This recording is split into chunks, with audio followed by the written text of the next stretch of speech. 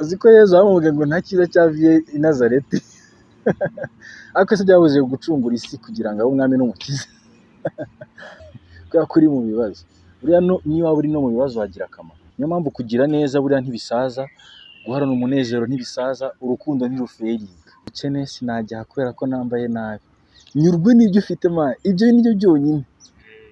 Cyangwa se ngo mba mu cyaro ngo abantu ntibapfa kumenya iwacu. Nagira ibyishimo ari uko gusa mfite amafaranga, ari uko mfite urugo rwiza.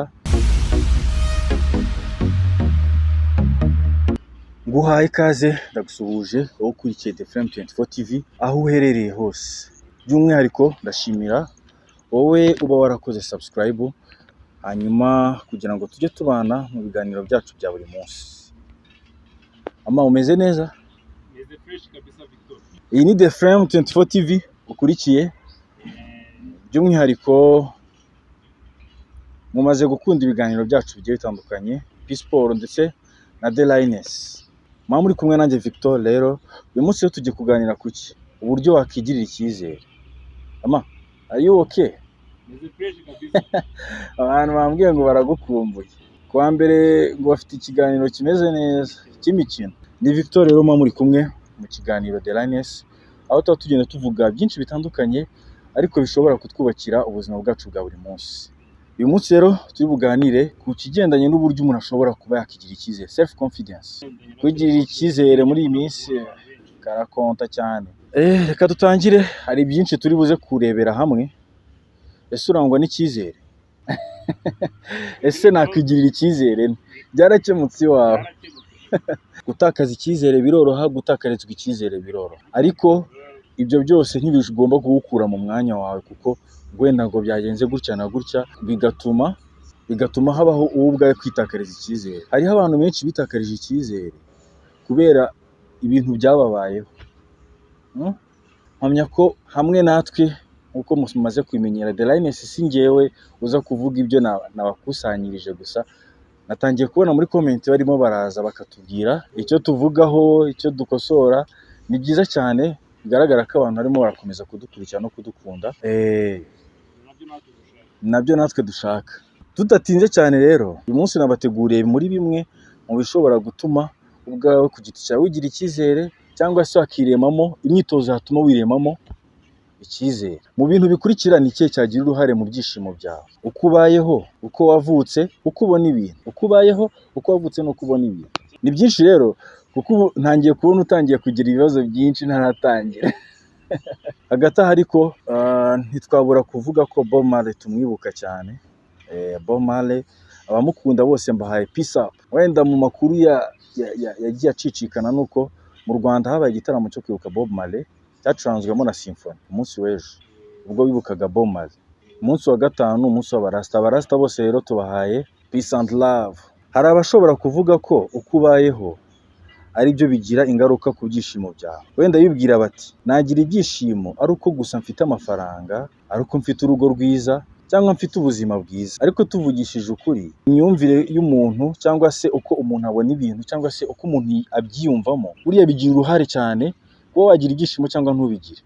Ariko ntabwo ushobora kwibwira ko kuba ufite amafaranga, kuba ufite urugo rwiza, kuba ufite ubuzima bwiza ari byo byonyine byaguha ibyishimo. Urugo rwiza ruraharanirwa, kugira amafaranga biraharanirwa, ibyishimo byawe biri muri wowe. Ntabwo ushobora kuvuga ngo nzagira ibyishimo ari uko mfite amafaranga gusa, amafaranga menshi, urugo rwiza, ubuzima bwiza. Ntabwo bibaho kabisa. Ariko uko tubayeho cyangwa uko twavutse tukaba, hari igihe ntacyo twabikoraho. Hari icyo wabikoraho se bro? Hari igihe uvukira mu muryango ukennye, hari icyo wabikozeho se? Hari igihe uvukira mu muryango ukize, hari icyo wabikozeho se? Ariko wowe wahitamo ko abana bawe bazavukira ahantu heza. Ubwo ndabwira abajene, nkaho uwo byarangiye akisanga yaravukiye aho, niwe ufite gushyiraho amahitamo y'ubuzima bwe ku buryo atazasazira ahantu habi. Nimba waravukiye ahantu habi, gerageza abana bawe bazavukira ahantu heza. Babeshya se? Kandi gukora bikaba kare. Ibyo wakora byose jya ushyiraho umutima mu byo utekereza gukora, kugira ngo bizakugire gute uko ubayeho uyu munsi. Nibyo bizatanga uko ubayeho mu myaka 5. Icyo uri gukora uyu munsi ushaka uburyo uzabaho ejo hazaza, uzi ko hariho abantu badahangayikishwa n'ejo hazaza bro, kuko hari igihe utekereza ejo hazaza ukumva guteye ubwoba, bikaba bishobora gutuma ujya kwishora mu bindi bintu bishobora kwangiriza ubuzima. cyane. Ariko iyo utekereje positivement, burya ukahora utekereza ibintu bigusubizamo imbaraga, bituma ukora cyane kugira ngo ejo heza hazaba hawe. Ariko twibutse abantu ko The Flame 24 TV ibategura ibiganiro bitandukanye, P-Sport ndetse na The Lioness. P-Sport rero ni ikiganiro cy'imikino, aho tuba tubagenda tubabwira bimwe mu bigiye bitandukanye biba byabaye mu mikino igiye itandukanye cyangwa se imyidagaduro itandukanye. Ariko buriya uzi ko buriya hari abantu bashobora kuvuga imvugo zigenda zituma ubwabo bica intege, urumva man, ubwe ku giti cye akica intege tu, akivugaho amagambo mabi, kandi buriya amagambo mabi ntabwo ari ikintu gihora kiguteza imbere, ahubwo kigusubiza inyuma mu byo utekereza ndetse no mu byo uvuga. Amagambo mabi asubiza inyuma umuntu. Hariho amagambo rero yo mu Kinyarwanda, sibyo, nabateguriye agaragaza ko umuntu agenda yisubiza inyuma wowe ubwe ku giti cye, nta wundi muntu umuciye intege. Iyo gushobora gucibwa intege n'undi muntu nawe ukitakariza icyizere bibaho, sibyo? Nk'umwarimu wigisha nk'umunyeshuri, uzi ko hari igihe umunyeshuri atsindwa kubera umwarimu, kubera ko umwarimu atamwitayeho, atamuremamo icyizere. Ubundi umwarimu mwiza n'uremamo umunyeshuri icyizere. Wenda tujye dushyira no mu mikino, kuko niyo twebwe duhoramo. Nka Liverpool ubona ko idafite abakinnyi barenze cyane, ariko kubera umutoza mwiza umenya kubana nabo n'abakinnyi be, akabaremamo cya cyizere, kandi ukabona ko zirya z'umwigisha mwiza. Umwigisha mwiza ntarambirwa, umwigisha mwiza amenya umunyeshuri yigisha n'ibintu agomba kubaza. Buriya rero ayo magambo harimo nk'aya ngaya atatu nabateguriye, ngo icyizere kiraza amasinde, se burangiye nabikora ese mbisi ngerega n'ubundi warushye ntaruhuka. Ako kantu nakazi, ngo warushye ntaruhuka.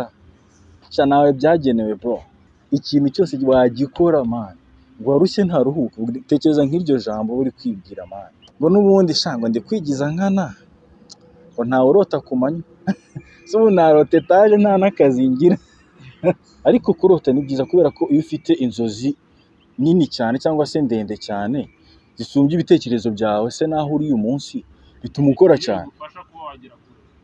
Bituma ukora cyane. Nubwo ibyo bitekerezo bishobora kuza, gusa naho ubwo byo ubwabyo bifite ishingiro, sibyo? Bifite ishingiro. Ariko kurangwa n'icyizere nibyo bifite akamaro cyane. Tekereza kuri ibi hanyuma uraza kumbwira. Ni urugero ngiye gutanga. Ni abakozi babiri bakorana muri kampani imwe. Umwe yitwa Alex, bambabariye sa Alex nzi si na Brian nzi, gusa umwe yitwa Alex undi akitwa Brian. Hanyuma Alex yaravuze ati uyu mushinga wantwaye imbaraga nyinshi, ariko n'ubundi ndabona nta kintu nzageraho. Ariko noneho Brian aza gushimirwa n'umukoresha we, amubwira ko ari gukora akazi kiwe neza, ariko we aragenda ajya mu rugo. Ageze mu rugo uzi ukuntu byagenze, yatangiye kwitekerezaho neza, aravuga ngo nubwo umuyobozi wanjye yanyeretse ko ndi gukora neza, ariko hari ibyo mbona nanjye ntakora neza, hari ibintu bikomeye nanjye ubwanjye ngomba gukosora. Ninde muri aba bantu babiri nkubwiye uzaba agira umwete mu kazi na nyuma y'akazi, sibyo? Ninde wagira umukozi muri aba bantu babiri? Brian na Alex. Brian akunda akazi ke n'umuyobozi we aramushima, ariko Alex ahora yica intege ati sinabikora, umushinga wantwaye imbaraga nyinshi, n'ubundi ibintu se ubundi ndavunwa n'iki. Hanyuma ntuza Brian yagera mu rugo agatekereza ku kazi ke, hanyuma akavuga ngo nyuma y'akazi akareba amakosa akisubiramo, akitekerezaho, akavuga ati ariko buriya nubwo nakoze neza umuyobozi wanjye yanshimye, ariko nanjye hari ibyo nzi ntakora neza 100% bikomeye kandi ngomba gukosora. Muri abo bantu babiri ninde wagira umukozi? Akanagakurikirana ageze mu rugo.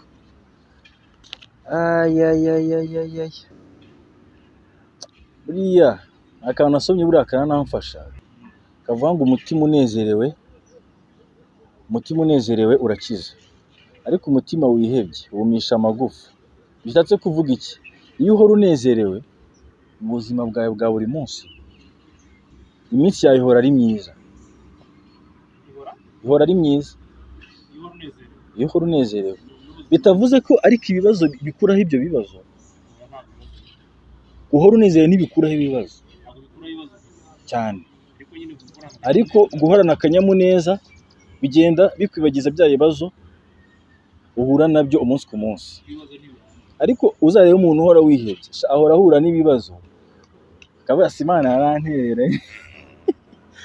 Ahora ahura n'ibibazo akavuga ati ariko se Mana yanjye, ubu noneho ibi bintu byose bimbaho ni ukuba ariko ari njyewe njyenyine uba hano ku isi, ni njyewe njyenyine.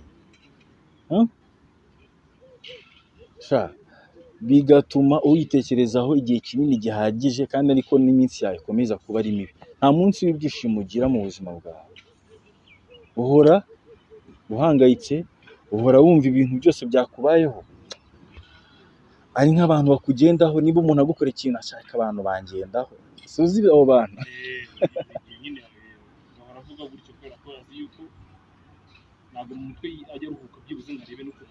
Ako no kuruhuka ni kimwe mu bituma ubuzima bwawe bugenda neza, n'agahinda kakagabanyuka.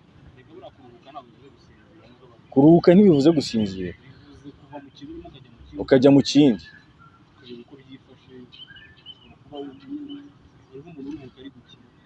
Kuruhuka ntibisaba ngo urimo urakora ikintu kimwe, bisaba ngo uve mu kintu kimwe ujya mu kindi, bigaragare ko nyine ubwonko bwawe buhinduye miliye nyine y'ibintu wari urimo. Nimba uri kwiga ukajya gukina, byagushyuhije. Nimba uri mu kazi, ushobora gusohoka ukaganira n'inshuti zawe muri break ya minota umukoresha wawe atanga.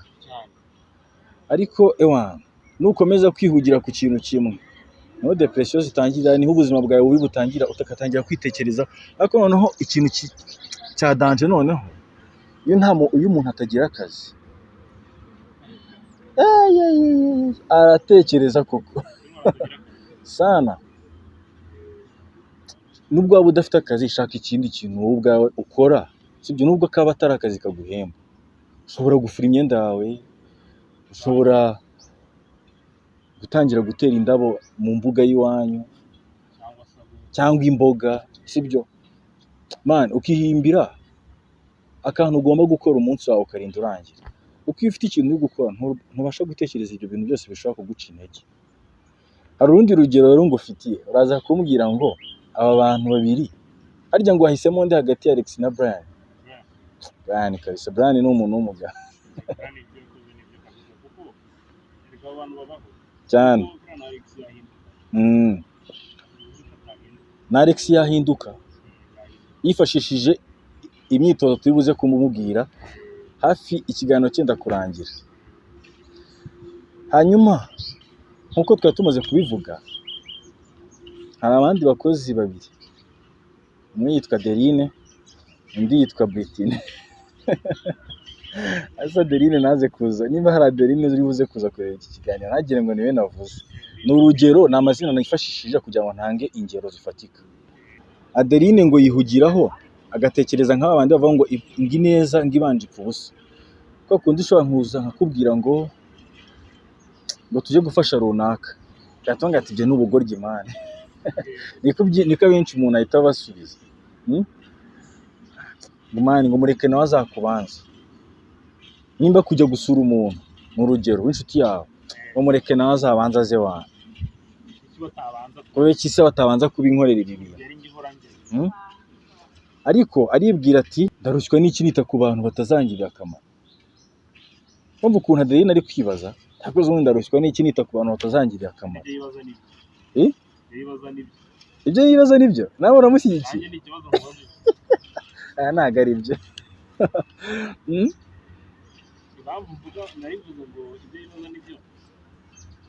Ngo ajya yumva ngo Adeline yumvaga bavuga ngo amaboko atareshya ntaramukanye. Mu buzima busanzwe ibyo bintu biba ari byo. Oya, biba ari byo ariko si byo. Nta kintu kivamo. Uhora uri balanced. Ubwo bivuze ko buri gihe hagati y'abantu bagomba kuzamo hagati y'abantu babiri bari kumwe, umwe aba atekereza gutyo, umwe aba atekereza gutyo. Ariko noneho Britney nawe nakunze cyane kubera ko nanjye ubwanjye yavuze ibintu nanjye numva biramfashije cyane. Britney yagize ati gukora neza uko ushoboye ukagirira abandi neza utitaye ku nyungu uzakuramo bituma uhora unezerewe. Icyo ni kimwe. Ni ukuvuga uwo ni Britney nyuma y'akazi ari gutekereza, uwo twabanje ni Adeline nyuma y'akazi ari gutekereza. Nyuma y'akazi ubwo abo babiri bafite akazi, umwe atekereza ko neza si umuntu kumugira neza n'ubundi bizapfa ubusa. Ariko noneho Britney aravuga ngo ntitaye ku bizangirira akamaro se cyangwa se inyungu nzakuramo cyangwa se uwo muntu n'ubushuti wenda dufitanye, njye nzagira neza ntitaye ku nyungu mfite muri icyo kintu. Niba ari akazi nzagakora neza ntitaye ku nyungu z'umubosi azunguka nyuma y'akazi kanjye nakoze, sibyo? Akadeni nawe yashaka cyangwa no kumuha amafaranga, ibindi ntacyo ibintu bimbwiye. Icy'ingenzi ni uko umpa ibiceri, ariko nyamara ntiwirengagize ko igihe nawe uzatera imbere nawe uzaba ufite abakozi bameze nk'uko Adeline ameze. Kugira neza, sibyo? Utitangiriye itama nta n'inyiturano utegereje, ni ihame ryiza navuga ko buri muntu wese agakwiye kubagenderaho. Kuko Britney we, by'umwihariko Britney we yavuze akantu ka nyuma asoza ijambo rye, aravuga ati sha njyewe nizera ko buriya nubwo nta nyungu cyangwa se inyiturano ntegereje, byibura nyuma yo kugira neza bitanga umugisha. Kugira neza ineza uzayisanga imbere cyane. Aya ni amagambo y'umunyarwanda. Abanyarwanda bari abahanga cyane kubera ko mwabanye neza, ugasanga wenda ugize ikibazo wenda nko mu mujyi aragutabaye, nimba ari nk'amafaranga wenda barakwibye, wari umaze kugura ibintu ahise aguhita iki cyangwa se anakwishyura n'ibyo bintu kubera ko azi kuri inyangamugayo uzayamwishyura, akagira gute akayagusubiza. Nyuma yo kugira neza hari umugisha, sibyo? Ndimo ndakubwira buriya ntukihebe, sibyo? Urishobora kubayeho mu buzima bubi. Iwanyu wenda tujya tuvuga ingero z'ubusinzi kuko nizo abanyarwanda bagiye bakomerekeramo nyinshi cyane. Usanga papa wawe ni umusinzi, kujya kwiga ni danje, urumva? Ujya kwiga ari uko papa yanyweye imitsingi. Nigeze gutanga urwo rugero mu biganiro byagiye bitambuka. Papa nzi yagiye gatanga minerval ari uko yakanyoye. Kugira ngo yorohe mu mutwe. Abana bakajya gusaba minerval ari uko amaze kunywa mitsingi. Gahita basunikira kabisa ikofa akayirekura. Ariko buriya ntago ari sawa. Nubayeho muri ubwo buzima, menya ko kwitakariza icyizere uvuga ngo ibi bintu sinzabigeraho, ngo iwacu bameze gutya, ngo ibi na gutya na gutya na gutya na gutya, wapi man. Uzabigeraho ubuzima bwose wabubayeho. Icya mbere ni uko ugira imitekerereze myiza. Gupfa kwa mbere ni mu mutwe. Ni mu mutwe. Iyo upfuye mu mutwe ukavuga ngo ibi bintu ngo si byakunda. Gutekereza nabi amaguru akabigenderamo. Good. Icyo ni urugero rwiza cyane. Gataha n'amaguru kubera imibare mibi wakoze. Gutekereza nabi ukababaza amaguru. Ariko si twatakaje topic, ndi kumva navuga ibintu byinshi cyane wenda nawe watangiye kugira amatsiko. Ariko ntitwatakaje topic yacu, sibyo? Ni nk'aka introduction, ibindi biraza kuba bikurikiraho nyuma. Buriya jya urangwa n'icyizere. Ushobora kuba urwaye indwara idakira. Urugero hari umugabo nzi babaze ikibyimba inshuro 3. Inshuro 3. Tekereza kukubaga ikibyimba cyo mu mutwe kandi bakubaga inshuro 3. Icyo gihe uba ugifite icyizere cyo kubaho? Hari igihe ushobora kuba ufite indwara zikomeye, sibyo? Nawe ubwawe ukitakariza icyizere. Indwara zirakira bro, nta mvura igwa ntiyite. Nta ndwara idakira. Ukavuga ati wenda hari intego wari ufite mu buzima bwawe, sibyo? Ariko kubera ko urwaye igihe runaka cyangwa se wafunzwe, sibyo? Ukumva intego zawe zose wari ufite zarahagaze. Njye cyo nakwibwirira cyo, waba urwaye waba ufunzwe, intego zawe ntuzazitakaze. Hariho abantu batakaza hariho umuntu utakaza icyizere agatangira kujya mu mayoga, agatangira kujya mu biki byose. Nk'uwo mugabo nakubwiye wari urwaye ikibyimba bakamubaga inshuro 3. Uzi ijambo yavuze rikomeye? Uzi ukuntu yavuze ama? Yaravuze ngo ngaho gutekereza ibyarushaho kumuca intege, sibyo?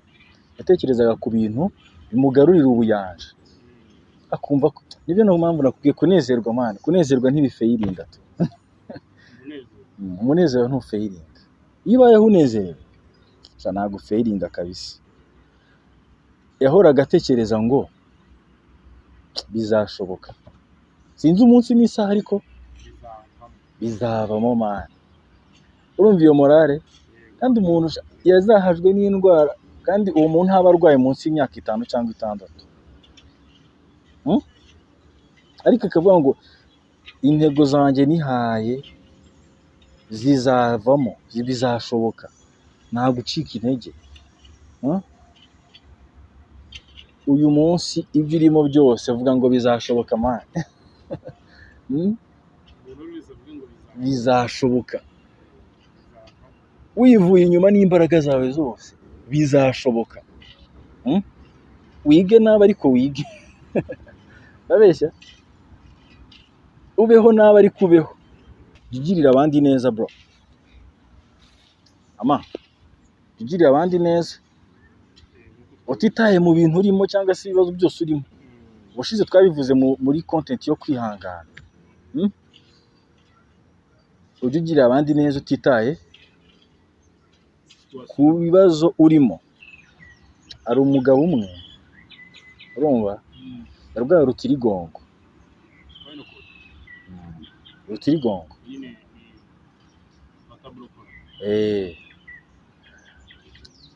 yavuze ijambo rikomeye ryanyubatse na n'uyu munsi ndacyanarigenderaho tu. Niyo mpamvu kugira neza buriya ntibisaza, guharana umunezero ntibisaza, urukundo ntirufeyiringa uko byaba bimeze kose. Yaravuze ngo yararwaye rutirigongo, ndabyibuka arwaye anarembye cyane. Aravuga ngo sinshobora. Oya none baracyariho, yaje no gukira mu nyuma uko yaravuwe arakira. Yakomezaga kuvuga ijambo ngo sinshobora gukora ikintu runaka ntekereza ku cyo nakora kugira ngo ngire icyo marira abandi, ahubwo ibyo bituma ngira icyo nkora kandi bikanshimisha. Wumvishe ukuntu yavuze? Ushobora kuba wumva urwaye man, urwaye, ubabaye, uri mu bibazo runaka, ariko ukumva we ntacyo umariye abandi kubera ko uri mu bibazo. Buriya niyo waba uri no mu bibazo wagira akamaro. Kwiheba ukumva ko watakaje agaciro imbere y'abantu bose kubera ubitewe n'ikintu uburwayi.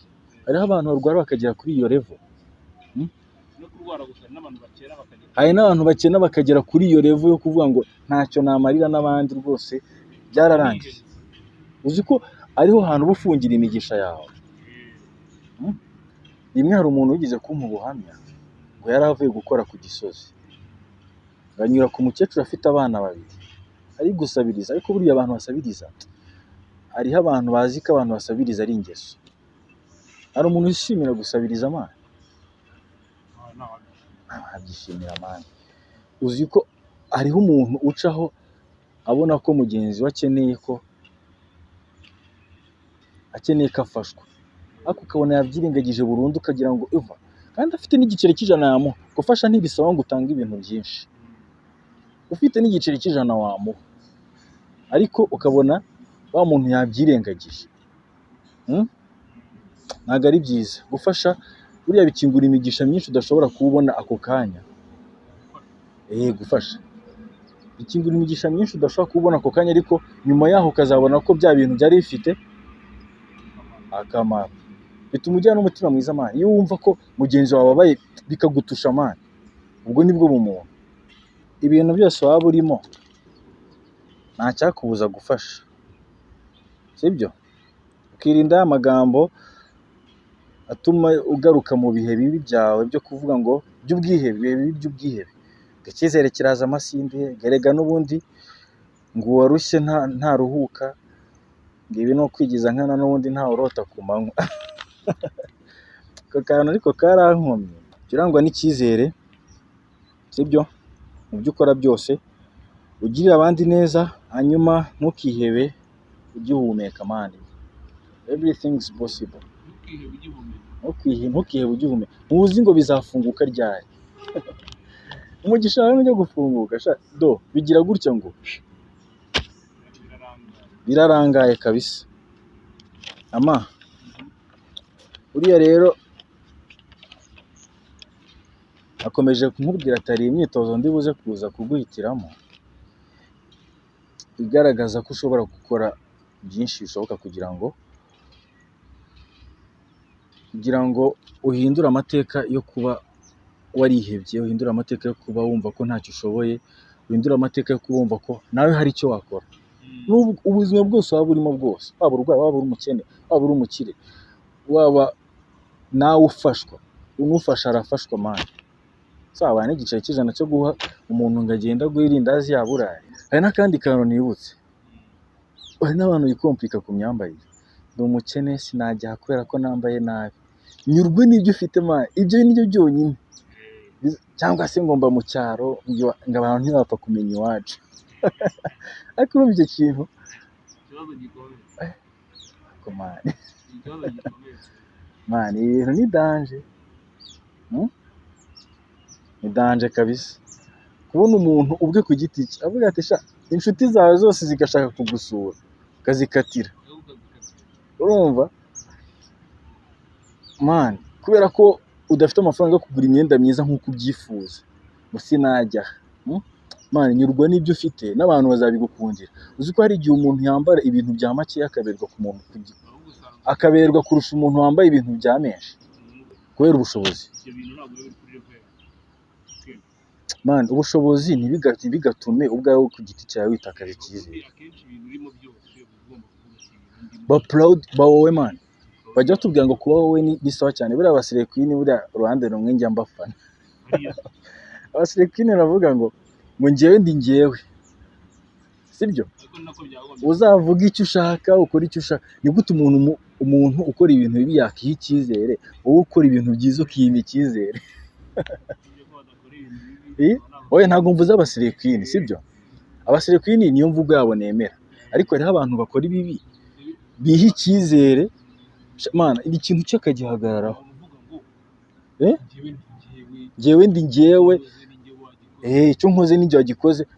Nubwo waza n'iki, nubwo waza n'imbunda uri bumwice cyane, uri kwitera ibibazo cyane, ukabona yihagazeho kandi nyuma na nyuma ariko baza no guhinduka abantu bameze gutyo, ugasanga nimba akoze n'ikiza gihagazeho. Afitiye byinshi ntibaze kundamirwa gusa. Ikiganiro uyu munsi nagihaye amasaha yose.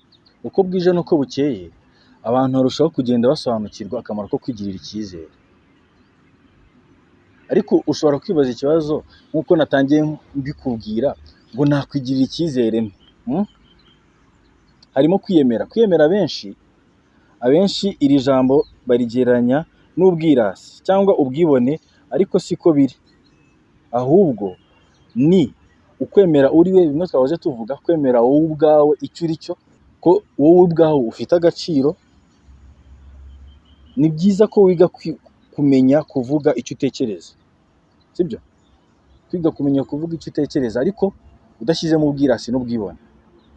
Ntukivugane amarangamutima, kuko wumva ko n'icyo kintu uri kuvuga cyakubaka n'abandi bantu. Kumenya iby'ingenzi mu buzima bwawe, ntubere ukurikira izindi. Uyu muntu wese ukubwiye ati nkorera iki, ugahita uguruka wihuta. Iga kumenya ibyo ukeneye mu buzima. Tekereza ku mishinga y'ubuzima bwawe bw'ejo hazaza. Ni iki kigufitiye akamaro? Ni iki ukeneye cyane kurusha ibindi? Umenye guhitamo ibyakugirira akamaro karambye, atari ibyishimo by'akanya gato. Ibi bizagufasha kwirinda gushidikanya. Umenye gufata ibyemezo mu buzima bwawe. Uzi ko hari abantu batazi gufata ibyemezo? Kora indangagaciro zikuyobora. Icyo ni icya gatatu. icya kabiri ni ukumenya iby'ingenzi mu buzima bwawe. Icya gatatu, kora urutonde rw'indangagaciro zikuyobora mu buzima bwawe. Buriya ufite ibintu ugenderaho, ntabwo umuntu wese apfa kwinjira kukwinjira uko yiboneye. Menya kandi wite ku ndangagaciro zawe mu buzima bwawe bwa buri munsi, harimo kwiyubaha, gukunda umurimo wawe, sibyo? Kwiteganyiriza ni ikintu cya danje. Mbese ugira urutonde ruhamye rw'imiterere ushaka ko ihora ikuranga mu buzima bwawe bwa buri munsi. Ibi bizagufasha kumenya iby'ingenzi mu buryo isura yawe igomba kugaragarira rubanda, kandi wirinde ko byasenywa n'utuntu duto duto witekerezaho cyangwa se abandi ibyo bakuvugaho. Igihe umuntu asenywa n'akantu gato cyane, gato, bakavuga ngo runaka ngo ni imbwa shaho, ukarara bitekerezaho ijoro ryose. Niba se avuze ngo ubaye imbwa, man, nujya gucika intege uraba ubayeyo. urajya kumuka ngo ni imbwa shaho, utuntu duto tukagusenya man. Ariko iyo ufite indangagaciro zikuyobora mu buzima bwawe, icyo kintu ntabwo kigufataho. Buriya no kugira imico myiza ni sawa, bituma wigira icyizere. Icyo ni icya kane. Kugira imico myiza nabyo bituma wigira icyizere. Buri muntu agira uruhande rubi n'uruhande rwiza, ibyo urabizi. Ndi kukubwira, imico myiza buriya ugira bituma nawe ubwawe wigira icyizere, ntacyo wikeka mu buzima bwawe. Nk'uko tubizi, buri muntu agira uruhande rwiza ndetse akagira n'uruhande rubi. Ibi bibasha gusunika iminsi ikagenda ishira. Si byiza ko uhora ureba ibibi byawe. Gerageza urebe ibyiza ugira, ubikorere urutonde rwanditse, kandi ujye ugerageza kurushaho gutuma ruba rurerure. Ako kantu nakumvise? ari byiza guhora nyine usubira mu bintu bibi byawe. Gerageza wowe ubwawe ukore rwa rutonde rutoya, buri munsi ikintu cyiza wakoze. Ushobora no gukora akarisito ukagenda ucyandika tu. Mu gihe bitakoroheye kubyikorera wowe ubwawe, kuko wenda wumva wakurikiza amarangamutima yawe, cyangwa waritakarije icyizere, ukaba wumva nta byiza ugira, baza inshuti zawe n'abo mubana kenshi bakubwira ibyiza bakubonaho. Ako kantu nakumvisha ma, siko ari abantu batazi ko bagira ibyiza. Niba uzi ko wowe ubwawe udashobora kwikora urutonde rw'ibyiza ukora, baza inshuti zawe cyangwa se abo mubana mu buzima bwawe bwa buri munsi. Bizatuma nyine umenya ibyiza byawe. Bizatuma umenya ibyiza byawe, nawe utangire kwigarurira icyizere. Kuko se nanjye nakora icyiza, kuko uzi ko hariho abantu baguca n'intege bakavuga kamani se buriya hari ikintu cyiza cyane na Yezu wamuciye intege. Uzi ko Yezu wamubwiye ngo nta cyiza cyavuye i Nazareti, ariko se byabuze gucungura isi kugira ngo abe umwami n'umukiza. Ako kantu ujye ukagenderaho, ngo nta cyiza cyavuye. Abantuza bari abantu Abayahudi bari abantu ngo nta cyiza cyavuye i Nazareti. Ariko ntibyamubujije gucungura isi n'abantu. Ndabeshya se? Wapi. Ikindi, irinde guhora ureba uruhande rubi mu bibazo n'ibyago. Hari igihe umuntu ahura n'ikibazo, n'ibyo twahoze tuvuga kare, twagiye tunabinyuramo, ugashaka kubera iki. Akenshi iyo umuntu agize ikibazo yihutira kureba ibintu bibi, ibindi bibazo bivuka kuri icyo, ingaruka mbi bizana, amahirwe bimubujije n'ibindi nk'ibyo. Hari n'aho umuntu ahera ko atangira kwiganyira no kwiheba bikomeye kubera ko yahuye n'ibibazo. Si byiza na gato. Burya buri kintu kitubayeho si byiza kugaragaza ko byaturusha imbaraga, ahubwo tujye tubigaragariza ko natwe dukomeye, maze mu mwanya wo kwiganyira no gutekereza ko byose birangiye, duhite dushaka uburyo bwo kubirwanya no kubikemura. Mu gihe ugize ikibazo nibyo jya ureba ingaruka cyagutera, ariko ntukabitindeho, ahubwo ujye ureba niba hari uruhande rwiza cyaba gifite, unahere ko ushake uburyo bwihuse bwo kugikemura. Buri munsi umuntu akora uko ashoboye kugira ngo abe mwiza kurusha uko yari ameze ejo hashize. Ni byiza ko wiha akanyabugabo ukumva ko ubishoboye. Ishimire ibyiza wagezeho, maze muri wowe wiyemeze ko uzagera kure cyane. Kwitera akanyabugabo, nutisunika wowe ubwawe ku giti cyawe. nutishyiramo Motivation bizavamo. ntabwo bizavamo. Hanyuma ha agaciro buri ntambwe uteye, niyo yaba igaragara nk'aho ari ntoya cyane. Ngaho gatoya kuri aka kantu uvuze ngo agaciro. Agaciro buri ntambwe uteye, nubwo yaba igaragara ko ari ntoya cyane, Ugomba kuyubaha. ugomba kuyubaha. Abantu twibwira ko ibyo tugomba kwishimira ari ibintu bikomeye, Buriya rero binagaragarira amaso. Kwihemba, ndihembye nibye kuya numvishe ikintu imitsi yanjye yakoreye, yaruhiye. yarushye. Mm. Icyo gihe gutera kenshi ari kuvuga ati wumve iyo umuntu akoze ni gutya aryohera. Ah. Gutya Ako na buri mukristo wese wizerera mu Mana, kuko n'Imana iravuga ngo shima muri dukeya nzaguhana byinshi cyane. cyane. Nshimiye ku byo wagezeho bike cyane. Bike cyane bizagira gute? Na byinshi zabikora. Na byinshi Nanone zabikora ariko muri kwishimira kuri icyo wabonye byinshi ntabwo uzashobora kubyishimira. cyane. Ama buriya rero guserebura akantu gatoya, buri wese ni nko gutsinda ikizamini gikomeye buriya. Guserebura akantu gato.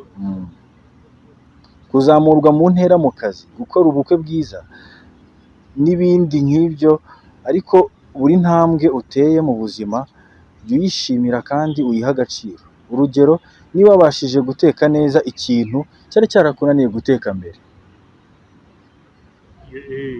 Urugero rworoshye. ni urugero rworoshye. Kwishimira guteka ikintu cyari cyarakunaniye guteka mbere Iyo ntabyo uruze konti.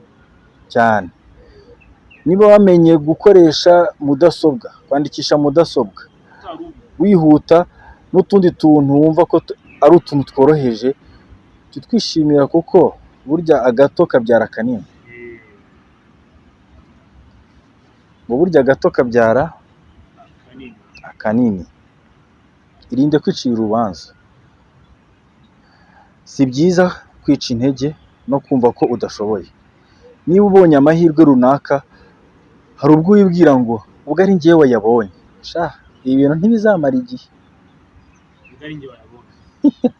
Ubwo ari njye ubwo ari njye wabonye aya mahirwe. Kandi ubwo umuntu ntabwo aba azi yuko buri muntu wese wagiye azamuka aba yaragiye azamuka muri ubwo buryo. Nyamara sibyo, izi manza wicira ntacyo zishobora kukugezaho. Ziguca intege gusa. Mu mwanya wazo, fata umwanya wishimire ibyiza ubonye muri ako kanya, maze ubonereho imbaraga zo gutuma birushaho kuba byiza. Ikuremo ibitekerezo bigusenya. Sindi umuhanga, sindi umunyabwenge, nta bumenyi buhagije mfite, ndi gato cyane. Abantu bagufi cyane nabo bakunda kwica intege, ngo ndi gato cyane, urumva birasi ariko simbasetse kubera ko gusa hari umuntu nibutse ujya ukunda kubikora. Kugira ibitekerezo bimeze gutya. Birasi ibyanjye, ndi gato cyane. Kandi none buriya abantu bakunda kugira confidence. Cyane. Uzi yakubanye confident, Ntabwo wamutse. kumugarura byakugora. Urumva? N'ibindi bitekerezo nk'ibyo ni bimwe mu bisenya buhoro buhoro imitekerereze y'umuntu, kugeza aho yumva ntacyo amaze, kugira ngo abashe kwigirira icyizere. Kugira ngo ubashe kwigirira icyizere, jya wirinda iyo mitekerereze nk'iyo ngiyo. Kumva ngo singira ubwenge, birekere ba nyirabyo, ababikwita cyangwa se abaguca intege bose, bihorere. hindura imico yawe mibi uyihinduremo imyiza.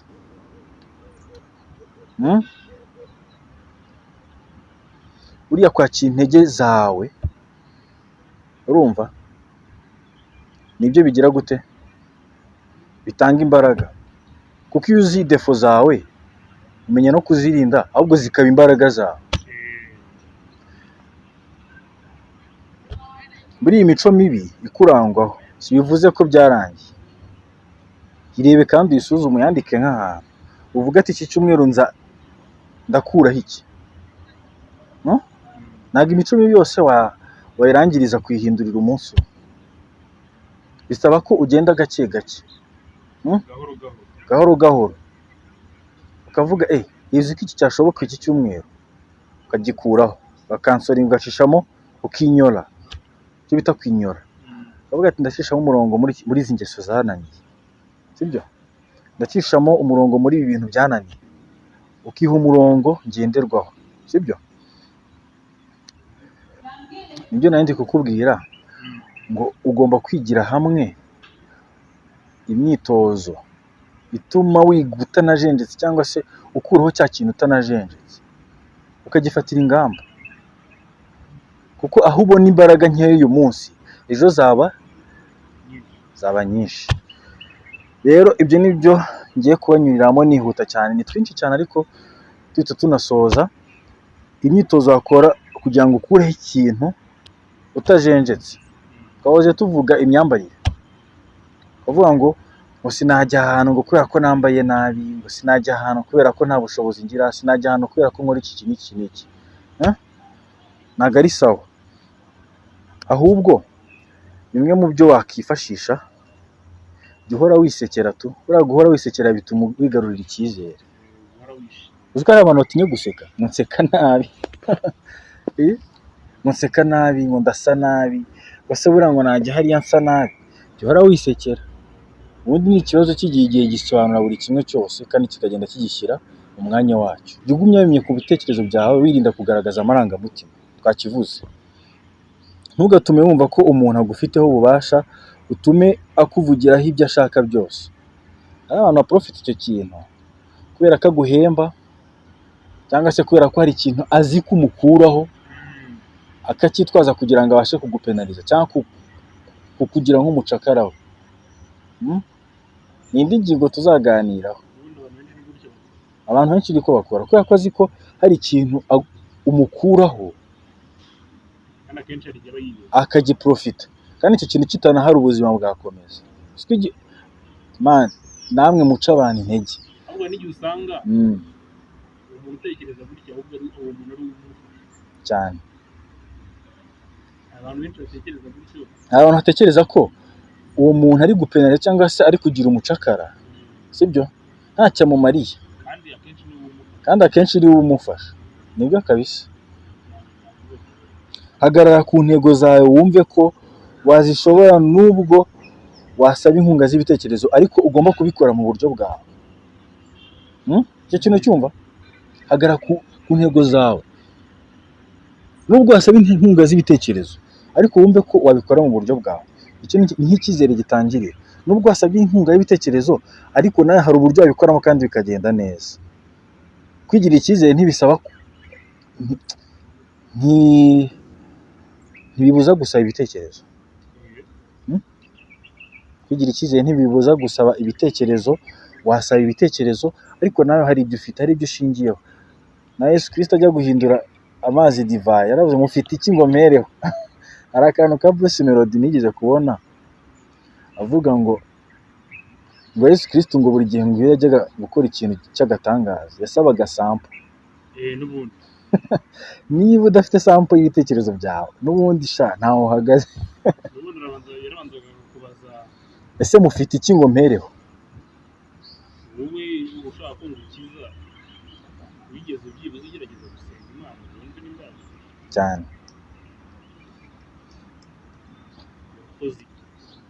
Ikintu gikomeye ngiye kuvuga, kwita ku mubiri wawe, ukambara neza man, ukagira isuku nyine, ugahumura ugahumura kabisa. Ni ikintu gikomeye. abantu benshi nta nubwo babiha agaciro. ntabwo bibaha agaciro, ariko ni kimwe mu bintu bishobora kukuzamurira icyizere, ugahumura aho uciye bakajya bavuga ati amani aratambutse. Kandi guhumura ntibisaba kuba ufite ibintu bihenze bro, bisaba kuba byonyine wakira ibyo ufite ukaba wowe. Nimba ufite urukweto rumwe rugirira isuku, niba ufite ishati imwe igirira isuku, nushaka ujye uyimesa buri munsi izajya ihora isa neza. Nimba iwanyu ari abakene hagirira isuku, habe hagaragara neza. Ibyo byonyine. Ubusirimu ntabwo ari ubukire. Ubusirimu ni mu mutwe, kwihagararaho, kuba wowe. Ubusirimu ni ibikorwa kabisa. Isuku ntisaba amafaranga. Nibyo twahoze tuvuga, umuntu wambaye neza ashaka kuba agira umwanda, akagaragara nabi kurusha wowe wambaye ibintu bya makeya cyangwa se umazemo n'iminsi ariko bisa neza, bifite isuku. Kuba smart mu mutwe man, ugahumura. Hanyuma buri igihe ugenda buriya n'igihe ugenda na confidence man, utambukana ishema n'isheje. Utambuke gitore, bigaragare ko niyo ugiye kuvuga ikintu umuntu yakubonye utambuka aravuga ati voilà, uriya ni wa muntu kabisa, nagenda neza. Ariko nugenda nk'umujangwe ufite ubwoba ni ikintu kibi cyane, sibyo? Igihe uramukanya ujye ushyiramo imbaraga, igihe uramukanya n'umuntu ujye ushyiramo imbaraga. Buriya nabyo biri mu bintu bigaragaza ko bifite icyizere. Uri stable kabisa, kamushekinga akakumva. Ariko ashaka nujya kumusuza ukajya bamutinye, ni akantu kabi cyane. Kamwaka ko wihagazeho. Buriya tugendeye kuri icyo kintu cyo gusuhuzanya, n'igihe uganira n'umuntu, sibyo? N'igihe uganira n'umuntu ujye umureba mu maso vis-a-vis. N'igihe urebana n'umuntu vis-a-vis ujye wiha icyizere man, umurebe mu maso, hangara ngo uhangare.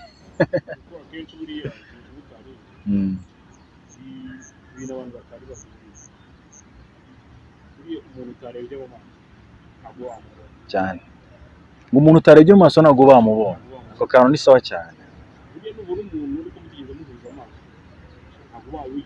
kabisa. Buri gihe uri kuvugana n'umuntu, ikintu kizakwereka ko icyizere cyawe kimaze kugera kuri 99%, ni uko uzatinyuka kureba umuntu mu maso muri kuvugana, nubwo yaba ari boss wawe cyangwa se umukobwa utereta.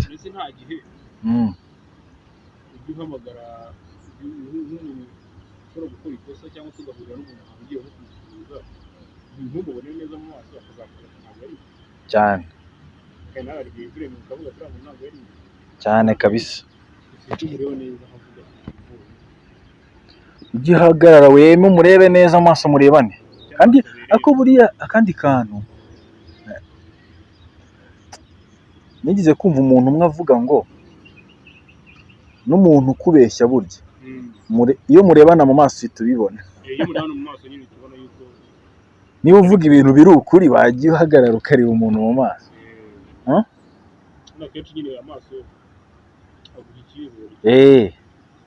Aguha icyizere kabisa. Hanyuma n'igihe ugiye kuvuga ikintu, ugiye kuvuga mu bantu, siko ari abantu batazi kuvuga mu bantu, bazaze tubigishe. Ndubutse ko kwamamariza ku nkuru zacu tugenda dutambutsa kuri The Flame 24 TV. Imiryango irakinguye. Amani ngo abafitiye tide. Tubatoze kuvugira mu ruhame. Twe umuntu ashobora kubaza ibintu ariko kubipresenta bikamunanira. Benshi cyane. Igihe baguhaye kandi buriya gutangira kwiga, reka tubanyuriyemo utuntu duke. N'ubundi nta myaka 100. Buriya gutangira kwiga kuvuga, ni gutangira kwiga kuvugisha umuntu umwe. Ejo ukavugisha babiri bari. Mpamvu kuzerera bigira akamaro. ababyeyi bareka abana babo bakaguma harya mu ntuza nabwo baba bareba amadesanime nabyo ni sawa, ariko burya no gusohoka ukareba abantu hanze mukavugana, man, twebwe byagiye bidufasha tukiri abana tu. Kera warazeraga ugataha ugakubitwa, ariko hari ibintu byadufashije buriya, byadufashije kwirwanaho. Ushobora no kuvuga ikintu uzi ko atari nacyo pe, ariko kubera confidence uyifitiye ukavuga, umuntu akakureba akavuga ati nujya kuvuga ikintu rero ujye uvuga wemeraye mu ijwi riranguruye uvuga cyane, ni nabyo bigaragaza ko ibyo uri kuvuga bifite akamaro. Apana kujya kuvuga ukubika umutwe, no kubika umutwe igihe cyose uvugana n'umuntu. Ama burashe si ibyo ngibyo gusa, mbere yuko nsoza hari ikintu nakubwira. Buriya ni wowe ubwawe uzahindura byinshi ku buzima bwawe, nudahaguruka ngo wigirire icyizere man. Umugabo arigira yakibura agapfa. Ntuzategereze ngo famiye nizahaguruka ngo igushyikirize ngo ibintu byose ugomba kugeraho. Iwanyu mushobora kuba muri abakire, cyangwa ushobora kuba utegereza ko bene wanyu bazagukiza bro. Abantu bazagufasha si nawe mufite icyo mupfana. Abantu bazagufasha si abantu mufite icyo mupfana, ahubwo abantu bazagufasha niba abandi utigize, utekereza ko uwo muntu yanatekereza no kugufasha, yanakuzamura. Ariko igihe iyo kigeze Imana ikohereza abantu bagomba kugufasha kandi bikagenda neza. Ahubwo ikibazo gisigara he? Wowe ko Imana yakohereje abantu bo kugufasha, wayisigayemo ideni, nawe ufite kongera kugira gute kureba ba bantu nawe ugomba gufasha, ugasubira inyuma tukazamurana, sibyo? Ntibibe kwa kundi wagezeyo ugatangira kwigira umuntu wa danger, ugatangira kumva ko ari wowe muntu wenyine ufite agaciro, bikarangira nawe usubiye hehe? Hasi. Bomare yaravuze ngo, ni Bomare ni Lucky Dube, ujye ugira neza, ugira neza abantu bose, kuko niba uzifashisha muri cya gihe uri kumanuka. Ntukabazamureho ijwi rirerire cyane wumva ngo urakaze. Nta muntu ukaze ku isi Imana. Ngo hari igihe uba mu ishyamba rikaguhisha, hanyuma ugakenera nk'ibiti ukabitema byose, hanyuma imvura yagwa ikakunyagira n'izuba rikagukubita.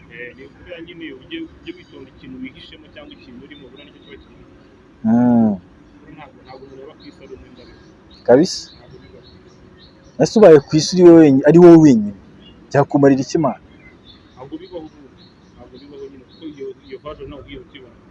Hari umuntu wambwiye ko nzavuga ku ishyari. Iyi ni version yo ku ishyari. Tunabararikira ko tugomba kubagezaho ikiganiro cy'ubutaha ku ishyari. Ishyari ni ishyano kandi ryica uwaryishyiriye.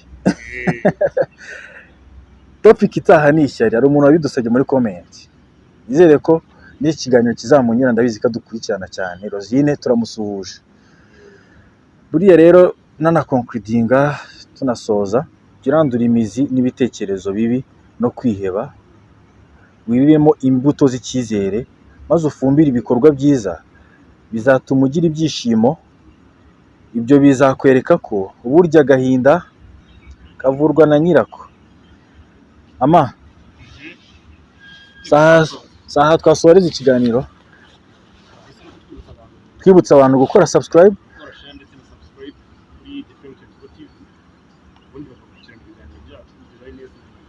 na P-Sport. Harimo ibyegeranyo byinshi cyane cya Bomare kiri cyamaze kugera kuri channel yacu.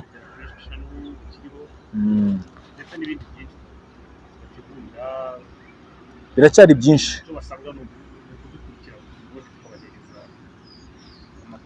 Ako munsi tubahaye n'ikiganiro kinini, nizere ko baticwa n'irungu.